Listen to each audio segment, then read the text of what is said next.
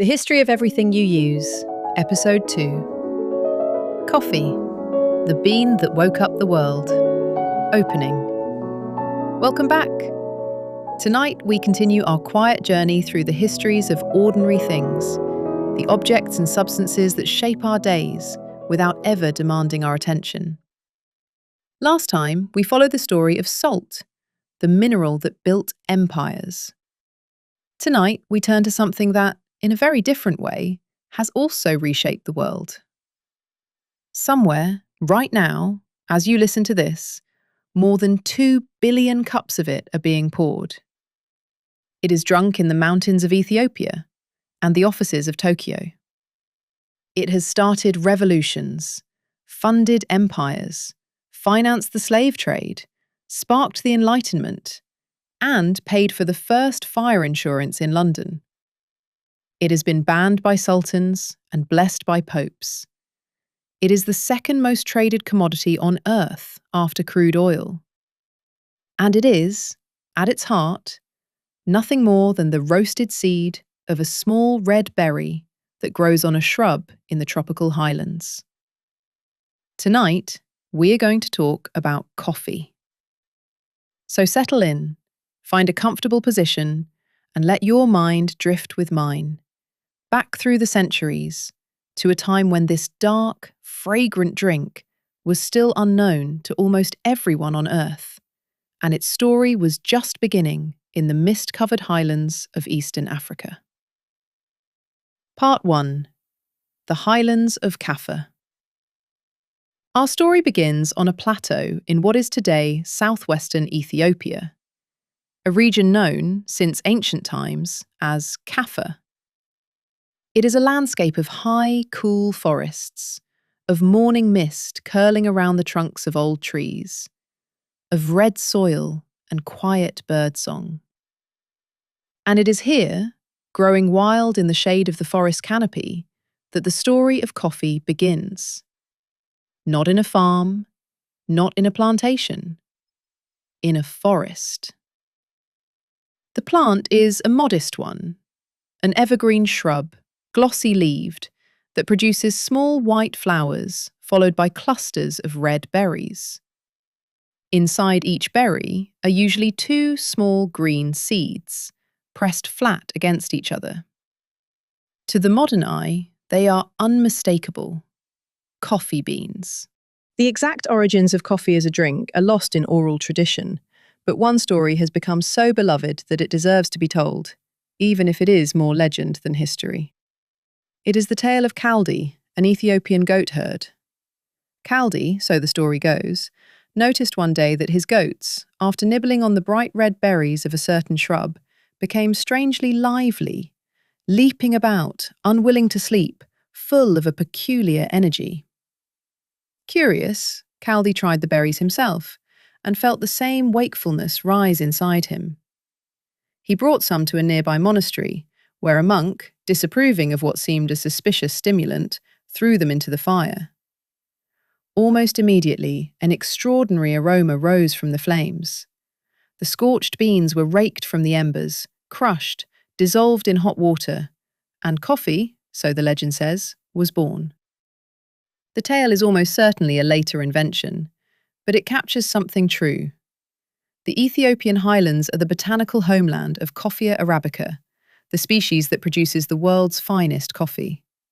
And long before the drink we know today existed, the Oromo people of the region were using the coffee cherry in other ways, mixing crushed beans with animal fat to make small energy balls for warriors on long journeys, or brewing the leaves and skins of the fruit into a mild tea. Coffee, in Ethiopia, was food and medicine before it was ever a drink. Part 2. Across the Red Sea, Yemen and the Sufis. Coffee's transformation into the beverage we recognise took place not in Ethiopia, but across a narrow stretch of sea in the mountainous corners of Yemen. Sometime in the 15th century, coffee cultivation and roasting took root there in earnest, in the terraced highlands around the town of Mocha, a name that would echo through coffee shops for centuries to come. And it is here that we meet the group of people who, more than any king or merchant, gave coffee to the world, the Sufi mystics of the Yemeni Arabian Peninsula. The Sufis are the mystical branch of Islam, men and women who seek a direct, ecstatic experience of the divine through prayer, chanting, and long nighttime devotions.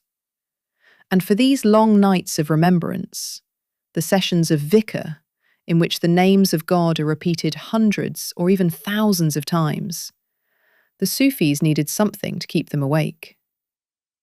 Not something intoxicating, which their faith forbade, but something clarifying, something that sharpened the mind rather than clouding it. They found it in coffee. Yemeni Sufi masters began preparing a dark drink from roasted ground coffee beans and passing it in small cups from hand to hand during their nighttime rituals. They called it kahwa, a word that in older Arabic could mean that which prevents sleep, and had once been used, revealingly, for wine. The Sufis borrowed the word for a drink that could do wine's work of transporting the soul, without any of wine's forbidden intoxication.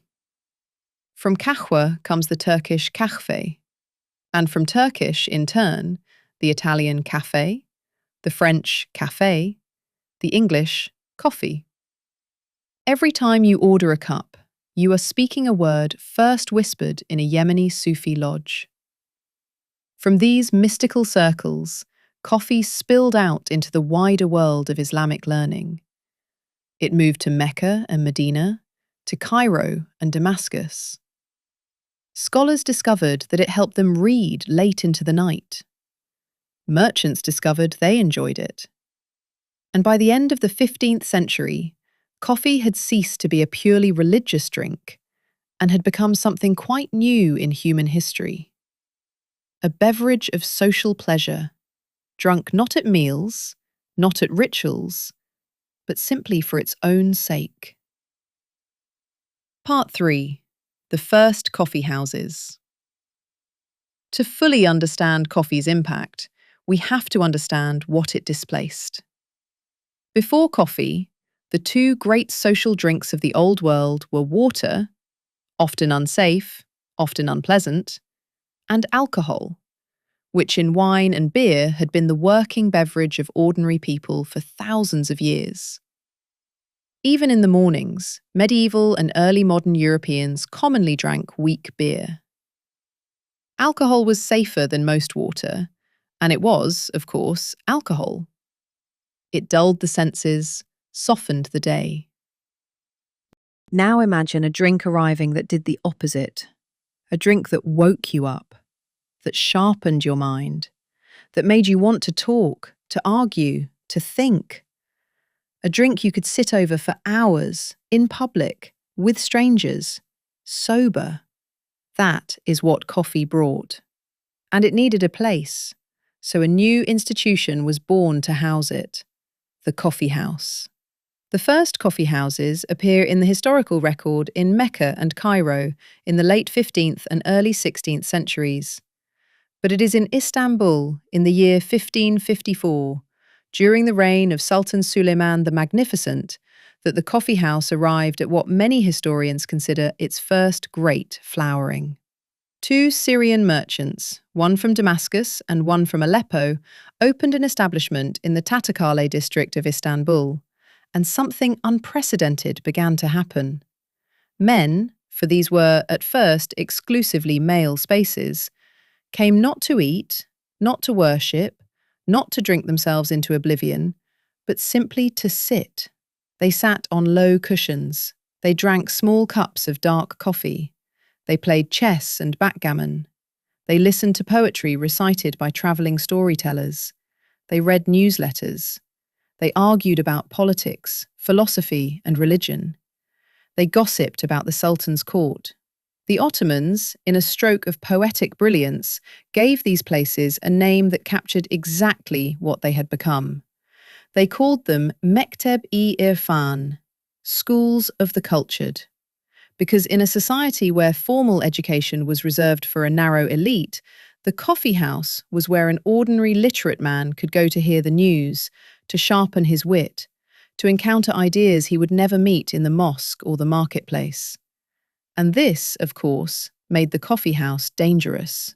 Sultan Murad IV, who ruled in the mid-17th century, took this danger with deadly seriousness.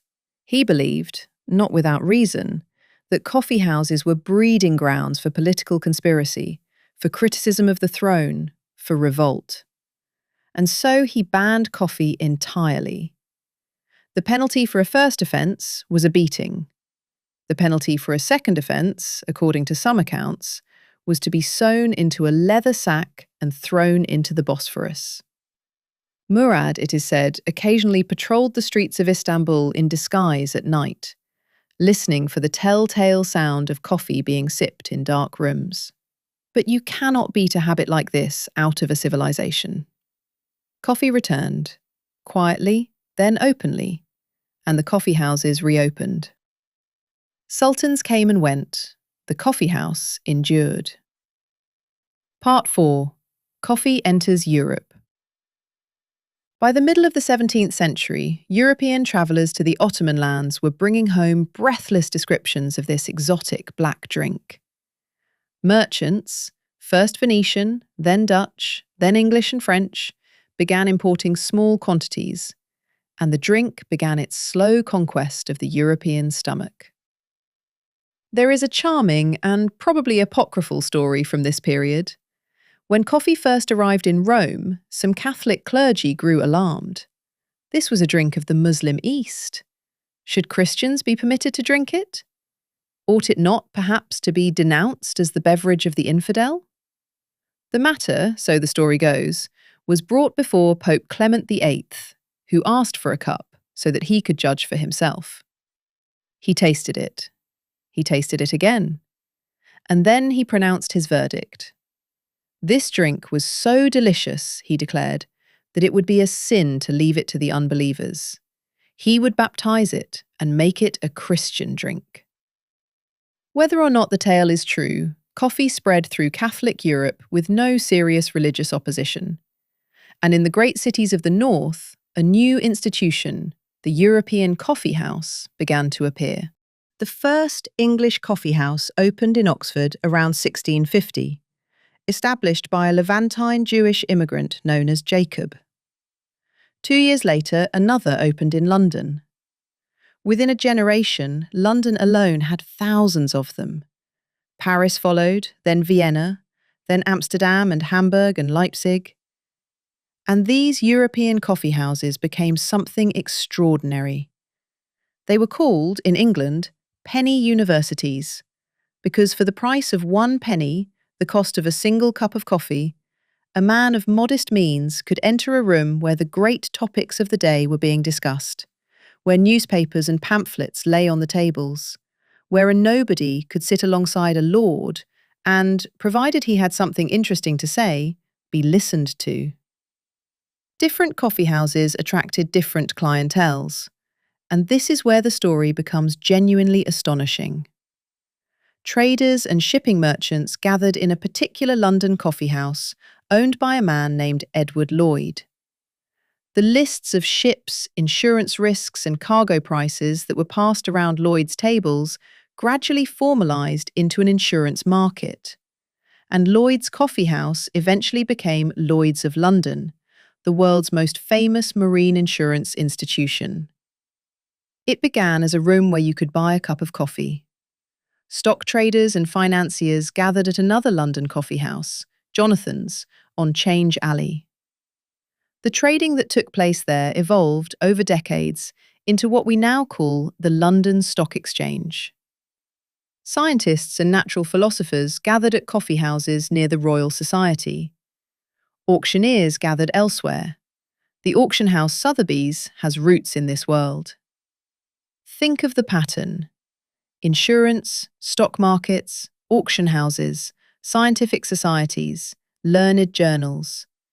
Many of the fundamental institutions of modern commerce and modern science took shape, in part, in rooms where men were drinking coffee together. Something in this drink, and in the sober, wakeful sociability it produced, seemed to catalyse the collective thinking that made modernity itself possible. Part 5. The Enlightenment in a Cup. If England's coffeehouses helped invent modern finance, France's coffeehouses helped invent modern politics. The Café Procope, opened in Paris in 1686, still exists today, perhaps the oldest continuously operating café in the world. And through its doors, over the course of the 18th century, passed almost every major figure of the French Enlightenment. Voltaire is said to have drunk 40 cups of coffee mixed with chocolate a day at the Procope. Rousseau argued philosophy there. Diderot planned the great encyclopédie there, the vast revolutionary project to gather all human knowledge into a single work. Think about what an Enlightenment thinker actually did. He read, he argued, he wrote letters to other thinkers hundreds of miles away. He circulated pamphlets. He met with fellow scholars in small rooms to discuss ideas that were, in many cases, radically dangerous. Ideas about the rights of man, the limits of kings, the freedom of thought. And for all of this, he needed something to keep him awake, to keep his mind sharp, to fuel long evenings of conversation. He needed a place to meet. He needed coffee. And he needed a coffee house. The historian Jürgen Habermas coined a famous phrase for what the coffeehouse helped create: the public sphere. A space, distinct from the state and distinct from the private home, in which ordinary citizens gathered to discuss matters of common concern, matters of politics, of morality, of the shape of society itself. Before the 18th century, no such space really existed on a large scale in Europe. After the coffeehouse, it did. And the ideas that circulated in these rooms, ideas about liberty, about equality, about the accountability of rulers to the ruled, would eventually crystallize into the American Revolution and the French Revolution. It would be an overstatement to say that coffee caused these revolutions, but it would not be an overstatement to say that they are almost unimaginable without the sober, argumentative, wide-awake social world that coffee had helped bring into being. There is a famous line attributed to various 18th century figures. The coffee house is the seminary of sedition. It was said as a warning by conservatives, but it captured something real. When you gather thinking people, sober and awake, in a room where they can talk freely to one another, you get, sooner or later, revolution. Part 6. The Dark Route. Coffee and the Colonial Machine. We have followed coffee through mystical devotion, through Ottoman sociability, through Enlightenment brilliance. But there is a shadow across this story, and honesty requires us to face it. By the late 17th century, European demand for coffee was growing so quickly that Yemen alone could no longer supply it. Yemeni merchants had guarded their monopoly carefully. The port of Mocha allowed no fertile beans to leave, and coffee seedlings were, for a long time, a jealously protected secret. But the secret could not hold forever. Around 1600, a Sufi pilgrim named Baba Budan is said to have smuggled 7 fertile coffee beans out of Yemen strapped to his belly and planted them in the hills of southern India. The Dutch, arriving in the East Indies in the 17th century, obtained seedlings and transported them to their colony on the island of Java, from which the drink took a new nickname that survives to this day. The French planted coffee in the Caribbean, on the island of Martinique. The Portuguese carried it to Brazil. And here the story darkens. Because coffee, once transplanted from its native forests to vast tropical plantations, became a labour-hungry crop of the most brutal kind. Beans must be picked, one, by hand, at exactly the right stage of ripeness. Millions of hands were needed. And so, from the late 17th through the 19th centuries, coffee cultivation across the Caribbean, Brazil, and other colonies was carried out overwhelmingly by enslaved Africans. Saint-Domingue, modern-day Haiti, became in the 18th century the greatest coffee producer in the world. Its plantations worked by hundreds of thousands of enslaved people, under conditions of appalling cruelty.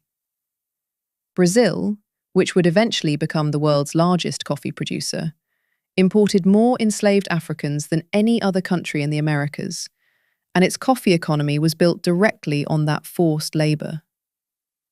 The dark liquid in the porcelain cups of Paris and London was, in a very literal sense, produced by a system of unspeakable violence on the other side of the ocean. This is not a comfortable part of the story, but it is inseparable from it. Coffee awakened European minds in the age of the Enlightenment, and Enlightenment thought eventually produced powerful arguments against slavery itself. But for more than 2 centuries, the drink that carried the ideals of liberty across continents was harvested by people who had none. The Great Slave Uprising in Saint-Domingue, which began in 1791 and led to the founding of Haiti as the first independent black republic in the world, destroyed that colony's coffee industry almost overnight. Coffee production shifted dramatically to Brazil, which would dominate the world market for the next century and beyond. The scars of that century, economic, ecological, and human, are still visible in coffee-growing regions today. Part 7. The Coffee of Vienna and the Vienna of Coffee.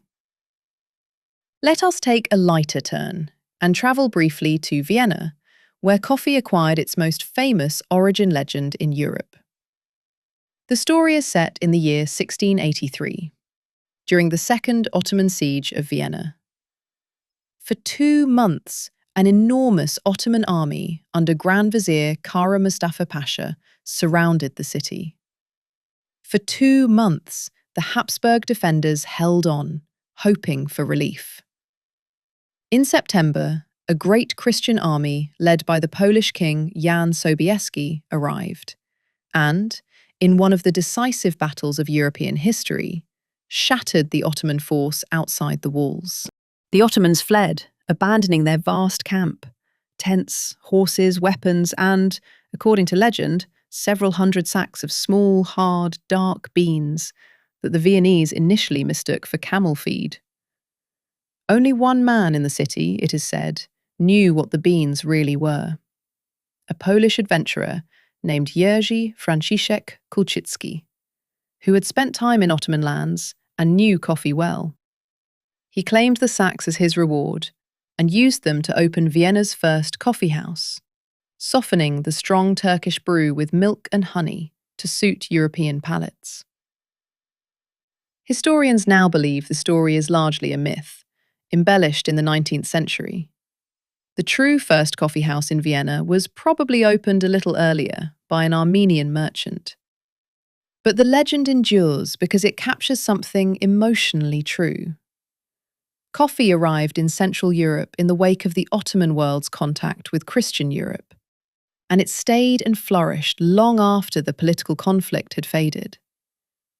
The Viennese coffeehouse tradition, the marble tables, the newspapers on wooden racks, the waiter in a formal black jacket, the long afternoons of writing and arguing, became, over the following centuries, one of the great cultural glories of Europe. Freud drank his coffee in Viennese cafés. So did Trotsky and Stefan Zweig, and half the great writers of the early 20th century. UNESCO now recognizes the Viennese coffeehouse culture as an intangible cultural heritage of humanity, which is a very grand phrase for what is, in the end, a room where people sit down and drink coffee. Part 8. The bean that kept working. By the 19th century, coffee had become a truly global commodity, drunk from Rio to St. Petersburg, and it began to acquire a new social role: the fuel of industrial labour. In the factories of the Industrial Revolution, workers were expected to labour for 10, 12, 14 hours a day in punishing shifts. Alcohol, which had once accompanied the workday, was increasingly frowned upon for obvious safety reasons around dangerous machinery. Coffee took its place. Employers began to encourage coffee breaks and eventually to provide coffee themselves. The morning cup became the ritual by which the industrial worker prepared to sell the next block of his time. In the United States, coffee took on an especially patriotic dimension. Ever since the Boston Tea Party of 1773, when American colonists dumped British tea into Boston Harbor as an act of protest, drinking tea had come to seem, in some quarters, un-American. Coffee stepped into the space that tea had vacated and became the country's default caffeinated drink. American soldiers in the Civil War carried coffee beans and small handheld grinders. Some Union rifles were even manufactured with a coffee grinder built into the stock. Instant coffee, invented in various forms in the early 20th century, made coffee even more portable and more democratic. American soldiers in both World Wars were supplied with vast quantities of it and helped spread the habit worldwide when they returned home. In Italy, in the early 20th century, the invention of the espresso machine, a device that forced pressurized water through finely ground coffee to produce a small, intense drink in seconds, gave rise to another great coffee culture, the Italian bar, where standing at the counter for a swift shot of espresso became a rhythm of the day. And in the late 20th century, a small chain of coffee shops from Seattle, called Starbucks, began to spread across America, then across the world, importing a version of the Italian café into every major city on Earth. Today, in almost any large city in almost any country, you can find a coffee shop and order a drink whose name, cappuccino, latte, mocha, americano, carries within it fragments of the entire history we have just followed. Cappuccino, named for the brown robes of the Capuchin monks, latte, simply Italian for milk, mocha, the ancient Yemeni port, americano, the diluted drink American soldiers in Italy asked for during the Second World War because Italian espresso was too strong for them. Every menu is a compressed history. Part 9. The Bean. Today. More coffee is produced today than at any point in history. Brazil remains the largest producer, followed by Vietnam, a country that produced almost no coffee before the late 20th century and now supplies much of the world's instant coffee. Colombia, Ethiopia, Indonesia, Honduras, and dozens of other countries make up the rest of the global crop. The bean has traveled to nearly every warm mountain in the world where it can grow. But coffee's future is uncertain. The plant is fussy. Arabica coffee, the higher quality species, thrives only within a narrow range of temperatures and elevations, and climate change is rapidly shrinking the areas where it can be grown. Some studies suggest that by the middle of this century, up to half of the land currently used for coffee cultivation may no longer be suitable. Meanwhile, the small farmers who grow most of the world's coffee often earn only a few cents from each cup that sells for many dollars in the coffee shops of wealthy cities. A distribution of value that has attracted growing attention from fair trade and direct trade movements in recent decades. The bean that awakened the world now faces its own uncertain morning. Closing. And so we come back, once again, to the ordinary, to the cup of coffee that, somewhere in the world, someone is lifting to their lips right now. It looks so simple, a dark liquid in a small cup. But you know its secret now. You know that it began in the mist of Ethiopian forests and travelled by sea to Yemen, where mystics used it to touch the divine. You know that it filled the coffeehouses of Istanbul and terrified a sultan enough that he prowled the streets at night to catch its drinkers. You know that a pope baptized it, and that it flowed through the salons of the Enlightenment, quickening the minds that would eventually challenge kings. You know that it was carried, at unspeakable human cost, across oceans to plantations in the Caribbean and Brazil. You know that it built Lloyd's of London and the London Stock Exchange, that it fueled the factories of the industrial age and the soldiers of 2 world wars, and that it now sits at the centre of a global economy stretched between farmers in tropical highlands and drinkers in glass-walled cities. Coffee is more than a drink. It is a way that human beings have chosen, over and over again, to be awake together. To sit in a room, to hold a warm cup, and to think, sharply, socially, sometimes dangerously, about the world. The next time you take that first slow sip of the morning, remember, just for a moment, the goat in the Ethiopian forest, and the Sufi in the Yemeni night, and the philosopher in the Paris café, and the countless hands that picked the beans in a distant field. You are participating in one of the longest, richest, and most complicated conversations in human history. Sleep well, and when we meet again, we will follow the story of another great transformer of the modern world, the sweet, white crystal that changed empires and lives more profoundly than almost anything else on Earth: sugar. Until then, good night.